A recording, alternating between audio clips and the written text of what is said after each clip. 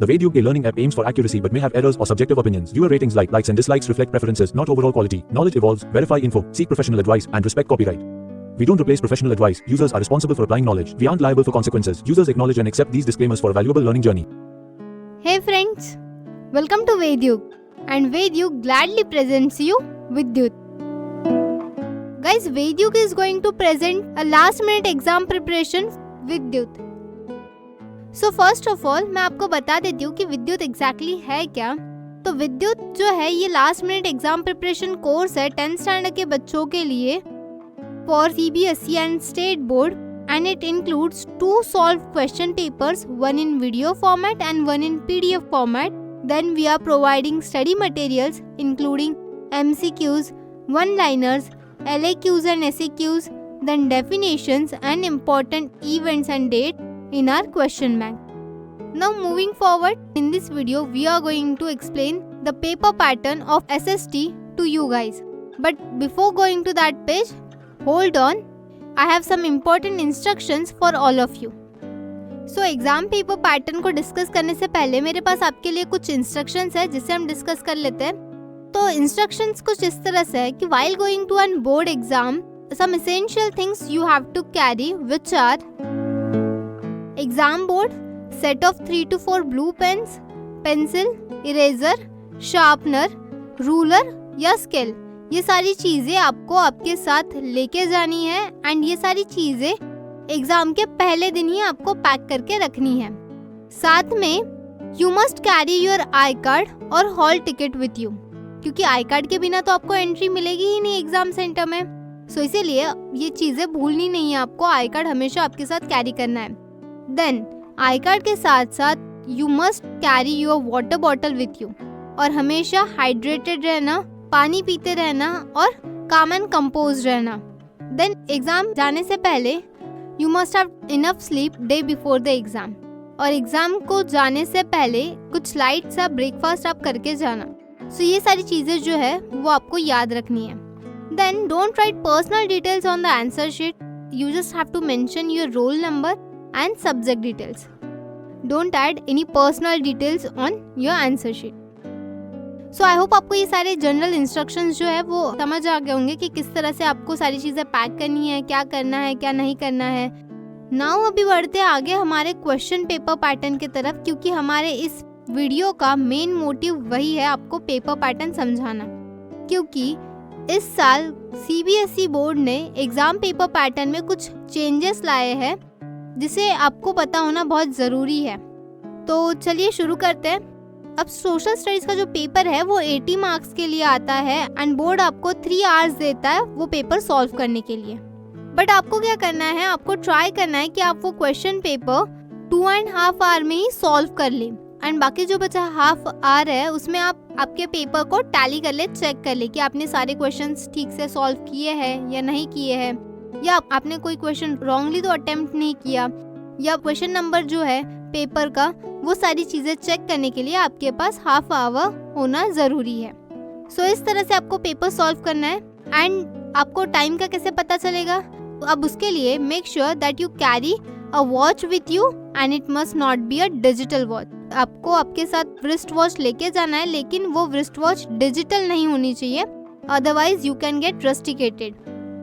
सो अब social studies का जो पेपर है वो 80 मार्क्स के लिए आता है एंड ये 80 मार्क्स 6 सेक्शंस में डिवाइडेड है। और वो 6 सेक्शंस कौन से है? Section A, section B, section C, section D, section E and section F. ऐसे 6 सेक्शन में सोशल स्टडीज का पेपर डिवाइडेड है। अब इन्हीं सारे 6 सेक्शंस को हम 1 बाय 1 डिस्कस करेंगे and these 6 sections all together include 37 questions. मतलब ये पूरे 6 सेक्शंस मिला के आपको कितने क्वेश्चन सॉल्व करने पड़ेंगे? 37 क्वेश्चंस आपको सॉल्व करने पड़ेंगे एंड ये 37 क्वेश्चंस कंपलसरी है।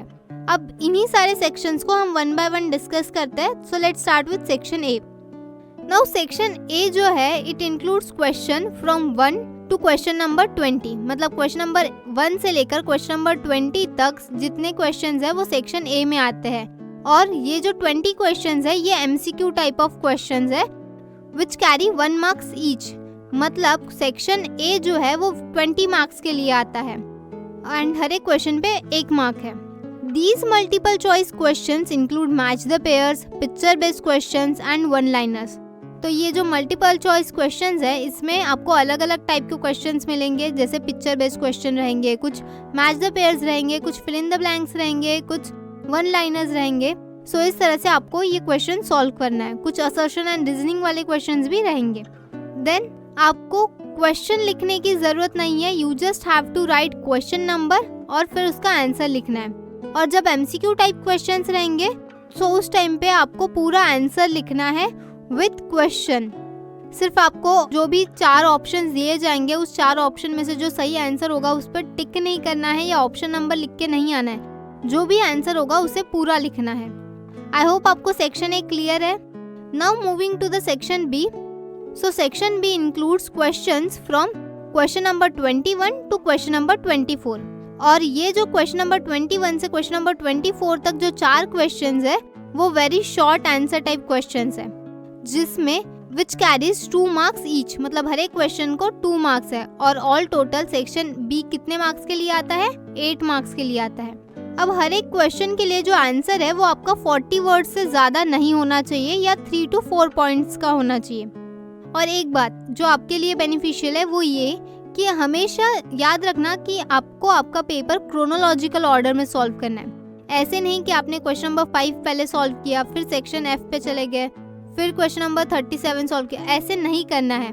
आपको हमेशा 1 by 1 जाना है, क्रोनोलॉजिकल ऑर्डर में ही जाना है सॉल्व करने के लिए। एंड आपकी आंसर शीट हमेशा नीट एंड क्लीन होनी चाहिए, प्रॉपर हैंडराइटिंग में होना चाहिए सारी चीजें। इससे आपको ही फायदा होगा। Now moving to the next section which is section C. तो section C includes questions from question number 25 to question number 29। Question number 25 से लेकर क्वेश्चन नंबर 29 तक सेक्शन सी में क्वेश्चन आते हैं 5 क्वेश्चंस और हर एक क्वेश्चंस 3 मार्क्स के लिए पूछा जाता है। मतलब आपको इन टोटल सेक्शन सी आता है 15 मार्क्स के लिए। एंड जो आंसर आपको लिखने हर एक क्वेश्चन के लिए वो 60 वर्ड से ज़्यादा नहीं होने चाहिए, या तो अगर आप पॉइंट्स में लिख रहे हैं तो it should not exceed more than 7 to 8 points. And हमेशा ट्राई करना कि आप आंसर पॉइंट्स में लिखें। Now next section is section D. Now section D includes questions from question number 30 to question number 33। And ये जो क्वेश्चंस है ये कैसे है? लॉन्ग आंसर टाइप क्वेश्चंस जो 5 मार्क के लिए आते हैं हर एक question. So in total section D जो है वो 20 मार्क्स के लिए आता है। एंड इस क्वेश्चन के लिए आपके जो आंसर है वो 120 वर्ड से ऊपर नहीं होने चाहिए या 10 to 12 पॉइंट्स में आपको आंसर कवर करना है। Then moving to section E. तो सेक्शन ई बाकी सारे सेक्शन से अलग है। अब इस सेक्शन में आपको क्वेश्चन नंबर 34 से क्वेश्चन नंबर 36 ऐसे 3 क्वेश्चंस आपको पूछे जाएंगे। एंड वो जो क्वेश्चंस है वो केस बेस्ड क्वेश्चंस रहेंगे विथ 3 सब क्वेश्चंस। मतलब 3 मेन केस बेस्ड क्वेश्चंस में आपको और 3 सब क्वेश्चंस पूछे जाएंगे जो 4 मार्क्स के लिए रहेंगे। तो इन टोटल सेक्शन ई जो है वो 12 मार्क्स के लिए रहेगा। हर एक क्वेश्चन के लिए आपको आंसर 100 वर्ड्स में देना है। सेक्शन ई के बाद अब आता है हमारा लास्ट सेक्शन जो कि है section F. And this section includes question number 37 which is map based question. Question number 37 जो है ये सेक्शन एफ में आता है। एंड ये जो क्वेश्चन है ये मैप बेस्ड क्वेश्चन है जो कि टोटल 5 मार्क्स के लिए पूछा गया है और ये 2 पार्ट्स में पूछा जाता है। 37A जो कि हिस्ट्री सेक्शन से रहता है 2 मार्क्स के लिए एंड 37B जो कि ज्योग्राफी सेक्शन से रहता है 3 मार्क्स के लिए। तो इस तरह से आपको क्वेश्चन नंबर 37 जो है सेक्शन एफ का वो 5 मार्क के लिए आता है। सो इस तरह से आपको 6 सेक्शन में आपका एसएसटी का क्वेश्चन पेपर आता है। अब इस पूरे क्वेश्चन में कहीं पे भी आपको ओवरऑल चॉइसेस नहीं दी गई है, बस आपको कुछ इंटरनल चॉइसेस दी गई है एंड उसी इंटरनल चॉइसेस में से आपको क्वेश्चंस अटेम्प्ट करने हैं। अब इसके बाद एक इम्पॉर्टेंट इंस्ट्रक्शन, जैसे मैंने आपको कहा था कि सीबीएसई बोर्ड ने कुछ चेंजेस किया है क्वेश्चन पेपर पैटर्न में। अब वो क्या चेंजेस है वो देखते हैं। सो सीबीएसई बोर्ड ने सीबीक्यू क्वेश्चंस ऐड किए हैं क्वेश्चन पेपर में। अब ये सीबीक्यू क्वेश्चंस क्या है? So CBQ stands for competency based questions और ये जो क्वेश्चंस है इनका वेटेज 50% का रहता है। सो ये नए चेंजेस है जो सीबीएसई ने 2013-2014 इस एकेडमिक ईयर के लिए किए हैं। Now in this way we have discussed the paper pattern of social studies and I hope कि आपको पेपर पैटर्न किस तरह से आता है ये समझ आ गया होगा। So guys do your preparations और आपको हमारे वीडियोस देखते रहना है ताकि आपको आपके बोर्ड एग्जाम के लिए और आइडियाज आए कि आपको किस तरह से आंसर्स लिखने हैं, किस तरह से आपको पेपर सॉल्व करना है। सो इसी तरह के टिप्स एंड ट्रिक्स हम हमारे आने वाले वीडियोस में भी देते रहेंगे। इसके अलावा आपके लिए एक और एक्स्ट्रा बोनस पॉइंट है, वो है विद्युत विचार। अब विद्युत विचार क्या है वो आप हमारे आगे वीडियोस में देखेंगे। So I hope that you all have enjoyed this video and हमारे नेक्स्ट वीडियो से हम एक सॉल्व क्वेश्चन पेपर को स्टडी करेंगे कि किस तरह से आपको क्वेश्चन पेपर सॉल्व करना है, किस पैटर्न में आपको आंसर्स लिखने हैं। सो ये सारी चीजें हम हमारे नेक्स्ट वीडियो से शुरू करेंगे। सी गाइज आपको कॉन्फिडेंटली स्टडी करते रहना और हमेशा कीप योरसेल्फ काम, ज्यादा पैनिक नहीं करना है। We are here to guide you and we are always here for you. So in this video we have provided with a last minute exam preparation guide for understanding the examination pattern. I hope कि आपको ये helpful रहा होगा, आपके exam paper pattern समझ पाए होंगे। And if आपको और कोई डाउट है रिगार्डिंग स्पेसिफिक टॉपिक्स या किसी चैप्टर को लेकर अगर कोई डाउट है तो we encourage you to consider subscribing to our comprehensive course वेगा। हमारा जो कॉम्प्रहेंसिव कोर्स है वेगा उसे आप सब्सक्राइब कीजिए। And for further details and inquiries आपको हमें कांटेक्ट करना है info@vedyugelearning.com पे। और अल्टरनेटिवली आप हमारे जो बाकी अदर सब्सक्रिप्शन के ऑप्शंस भी ट्राई कर सकते हैं जो हमारे एप्लीकेशन पे अवेलेबल है। So we are looking forward to assisting you in your academic journey. So guys, subscribe us and always remember one thing guys, you don't have to be great to start but you have to start to be a great. Meaning word कि आपको हमेशा कोई भी शुरुआत अच्छे से करनी है ऐसा ज़रूरी नहीं है, लेकिन अच्छा बनने के लिए आपको कहीं ना कहीं से शुरुआत करनी ही है। अभी कुछ ही मंथ्स बचे हैं आपके एग्ज़ाम के लिए, तो आप अभी से पढ़ना स्टार्ट कर दीजिए।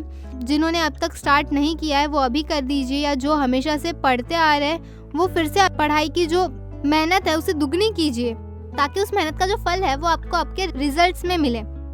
So if you haven't started yet, so start your studies right now, right away with Vidyut, and till then keep watching and keep learning guys, and हम मिलते हैं हमारे next video में with some new other topic. So wish you all the very best guys. Thank you.